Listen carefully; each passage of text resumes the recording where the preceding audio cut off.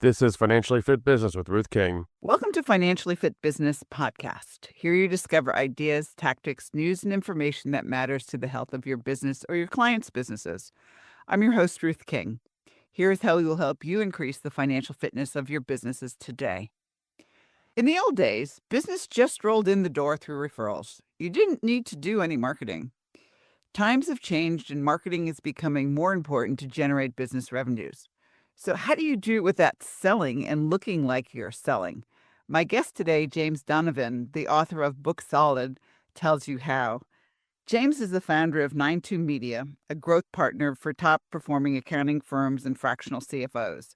He's helped countless firms ditch outdated marketing tactics and finally build a modern client getting machine. James, welcome to the Financially Fit Business Podcast. Ruth, thank you so much for having me. I'm looking forward to this. Yeah, I am too. I really liked your book. Oh, thank you so much. Yeah, so let's talk a little bit about 92 Media and how you guys got started in the accounting and, fractional CFO field. Yeah, absolutely. So I'll add a little asterisk in there as well because we're kind of in the middle of a rebrand that we've sort of been running off of for quite some time already, but Okay. also accounting leads now. So 92 Media and accounting leads now. Okay, cool. Very good. So you started the business, how? Did where did the accounting it's not like talking with accountants and doing marketing for accountings, everybody grows up and says, I want to do this. It had to be something that happened that made you all get into this industry. Yeah, absolutely. So it kind of going way back to the start of it. It's a wild story of how this all began, but I was actually selling ads on adult websites for a year and a half for a different company. So that was an experience, but I Yeah. got laid off from that job, saw an ad on Facebook about starting a marketing company. You get 5 clients, 2K a month, easy 10K a month, and you're on your way. It was a lot harder than, the ad made it out to be. But fast forward a couple years after trying to figure out what we're going to do, where we're going to specialize, came across the accounting space during the pandemic, got into the employee retention tax credit, started to build a team, started to get a client base. We ran with that until everyone and their dog was doing the employee retention tax credit. And then we started asking our clients, hey, what else do you offer that's high ticket? What else do you offer that provides a ton of value? And that's where we got into or exposed to fractional CFO and tax planning. Yeah, absolutely. So most accountants that I've encountered over the years basically sit and wait for the phone to ring, and we can't do that anymore, right? Absolutely. It's not a marketing strategy to hope someone else will talk about your business for you. Yeah, yeah. Isn't it that, hope is not a strategy? Who said that? I don't even remember anymore. We But can we can quote me if we need to for the podcast. okay, James Donovan said hope is not a strategy. How's that? There we go. Put on the headlines. Absolutely. So let's talk about how you get we talk about LinkedIn, we talk about Google, we talk about AI these days. I mean, where should somebody even think about starting? And it's in the book, but I want you to talk through it, and then we're gonna talk a little bit about the book some more too. Absolutely. So, I mean, the number one thing that I tell everyone, and I bring this up on a lot of our consultations or strategy calls, I just ask who we're speaking to, hey, what would you do if you were looking, say, for a plumber or someone to fix your air conditioning unit? What would the steps be that you would take? And 9 out of 10 times, everyone goes, well, I'd go online and I would look for the person with reviews and I'd call them. I'm like, cool. Why aren't you doing that for your own business?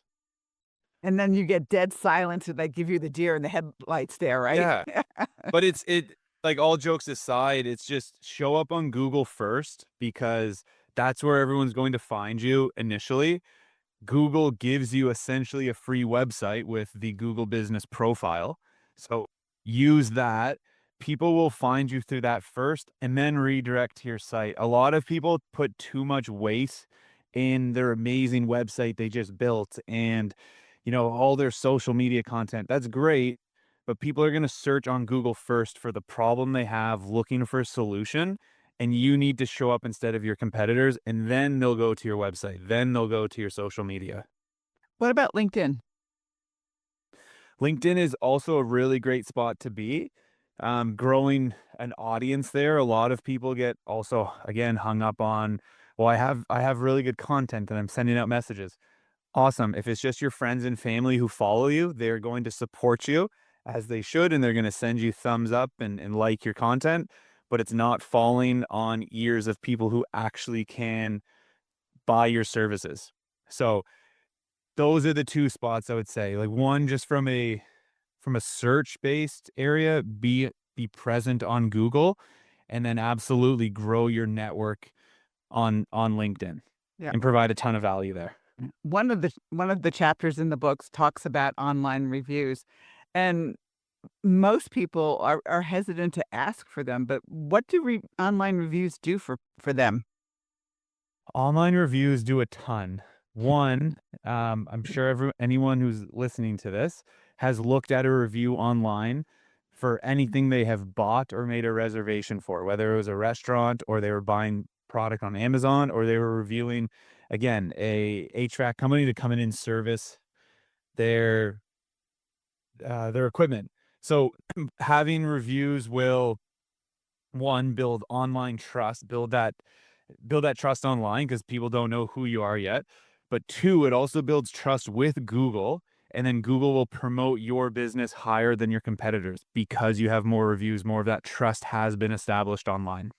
Yeah, and in the book you talk about asking for clients for reviews because a lot of people are reticent. But after you delivered, as you said, after you delivered value, cleaning up their books, following up a tax strategy session and complimenting your work, or any of those types of things. What do you just say to them? Would you write that, or can I write that and send it to you, or how do you? They're happy with you. They're complimenting you. You've done a really phenomenal job for them. They ask for the review, and how do we make sure that the customers and the clients give them the reviews? Yeah, it's simply asking for it. I was just trying to pull it up here because I don't have it off the top of my head. It's probably in the book, but It is. it's more or less just being like, "Hey, Ruth, if you've enjoyed your experience working with us so far, would you mind taking a few moments to leave us a review on Google? Here's the link." You can take it a step further and say, if you wouldn't mind leaving us a review speaking about your experience with us for your dental practice in Boston or for your plumbing business in California. Because if you get the location and the industry in there, that's just going to help your rankings online. But at the bare minimum, it's just a simple ask. I'm a firm believer of don't say someone else's no for them. And a lot of people think, oh, that person won't leave me a review. Well, if you don't ask them, you have the It's the same answer. Yeah, absolutely. So before we take a break, if somebody wants to get booked solid, where do they go? Easiest way would be on Amazon. Okay.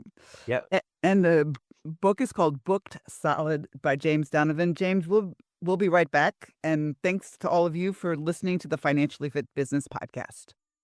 Financial advisory services are the key to the longevity of the accounting profession. If you want to get started providing advisory services or want a review of a finance course you took in college, Ruth King's manual, Understanding Financial Trends Analysis, might be your first step. This manual gives you the information you need to help your clients with their financial statements. A great start or addition to your financial advisory practice. You help them with clarity on their business's financial health, the ability to spot impending issues and resolve them before they become a major crisis. Less stress and sleepless nights worrying about the financial part of their business. Your Financial Statement Trends Analysis Manual is the reference guide. What do you want in your financial advisory services practice? Click on the link below for more information and to order. Thanks for listening to the Financially Fit Business Podcast. I'm speaking with James Donovan, who is the founder of 92 Media and the author of Booked Solid, which you can get on Amazon. I want to dive into the part 2 of your book where you talk about building authority and systems with LinkedIn, but also the LinkedIn newsletters and how effective you found them to actually be for accountants and fractional CFOs. So let's start with the inbound systems. How do you build authority with inbound systems? And why should they? Let's start there. Yeah, I mean, inbound, there's a lot to unpack there. We were just speaking about Google, right? So you can use local service ads on Google for inbound, where that to me is the best form of inbound because you get people searching for the problem they have, looking for a solution, and now you show up. So you're going to get very, very high intent leads. So that to me, anyone who's running an accounting firm, if they're offering bookkeeping, tax, monthly accounting, payroll, IRS representation, any of those things or a combination of them, they should be using local service ads. All right, wait, before you go there, explain local service ads because So not all of our listeners know what a local service ad is. no worries. So local service ads it's a pay per call model on Google to generate leads. So instead of paying for ad placement on Facebook that will cost you money every single day, regardless of results you get, you can run a specific ad on Google where it will only bill you when you get a qualified call that comes in. If the phone doesn't ring, it doesn't cost you any money. Yep. And when you mentioned the plumbers and the HVAC, they use what are called LSAs all the time because a lot of their inbound it comes directly from Google and the LSAs that they have and they pay for. So you're right. I mean, be specific about the geographic area you want, at least from my experience, and what you want, and you'll get good inbound. Am I right? Absolutely. Okay. Absolutely. It's very popular in home service. It's Mhm. very untapped in the accounting space. So there's a ton of opportunity, which is very exciting.